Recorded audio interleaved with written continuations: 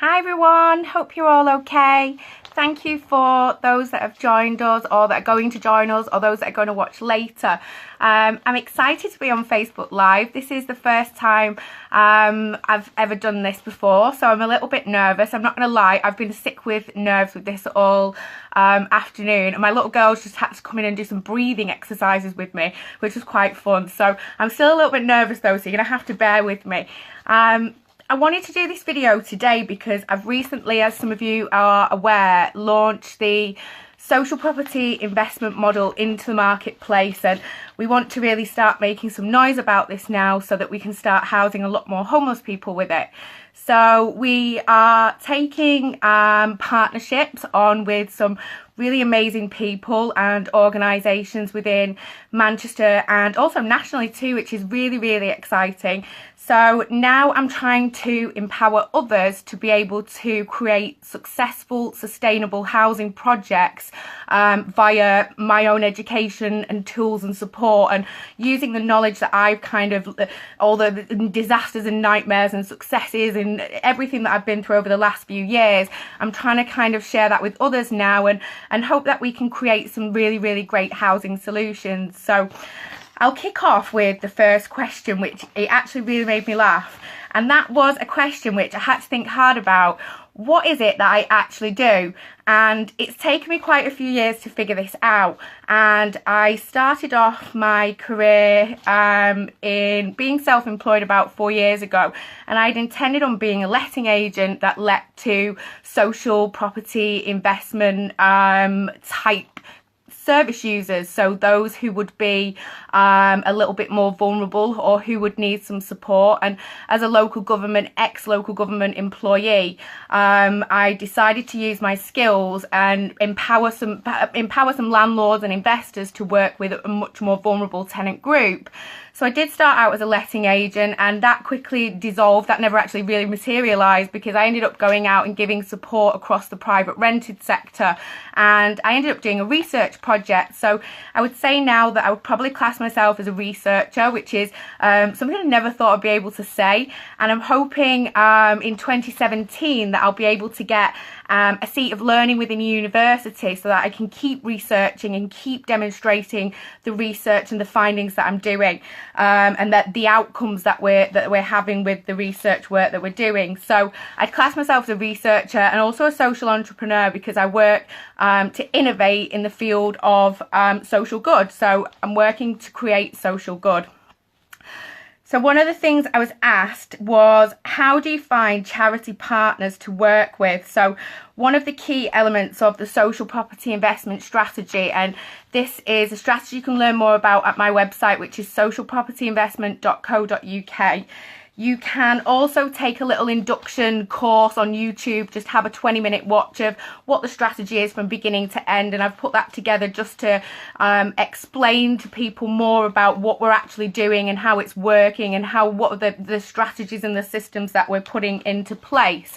But one of the things that people are quite interested in is, how do we create charity partners? So I know a lot of landlords that work with social tenants, and they don't have any support whatsoever for the tenants that they're working with. And so they're having to deal with all of these social issues that they're not qualified or knowledgeable about, or they have no idea how to navigate very complex systems when you're working with social issues, and they're quite extreme social issues if you're working with a homeless group or people who perhaps have gone through very challenging periods in their life. So one of the ways that I suggest working is with working with charitable partners, and this can work really well because you can each get something out of the agreement. So it's not just going to be, I mean, I've seen lots of small organisations try to create relationships with corporates and with businesses, and it's not worked very well. And I identified why this is while I was in America,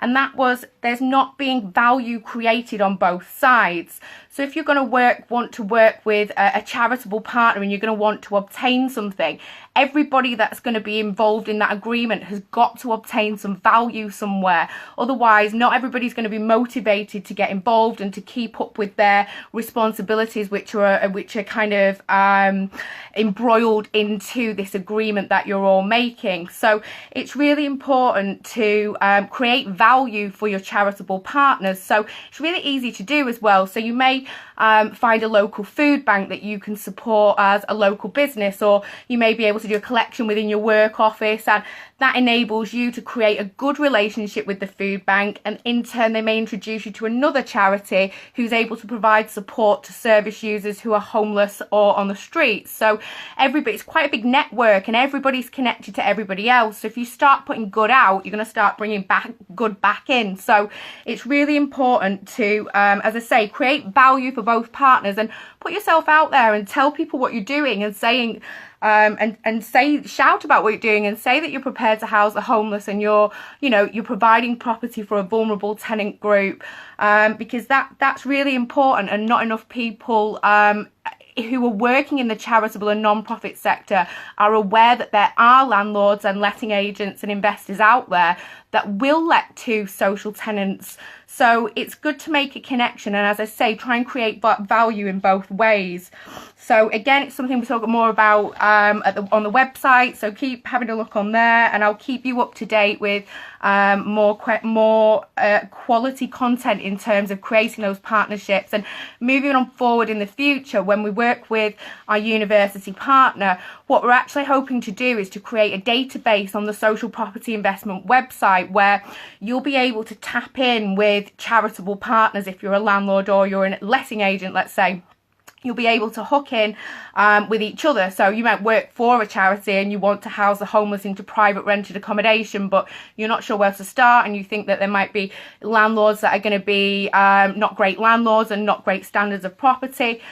In the future, in 2017, hopefully you'll be able to come along to our website, and you can connect with each other via this platform, and you can create your own relationships and your own support agreements under the guidance that we're giving you via our projects and strategies. So that's the plans for what we're doing next anyway, so there's a little spoiler there.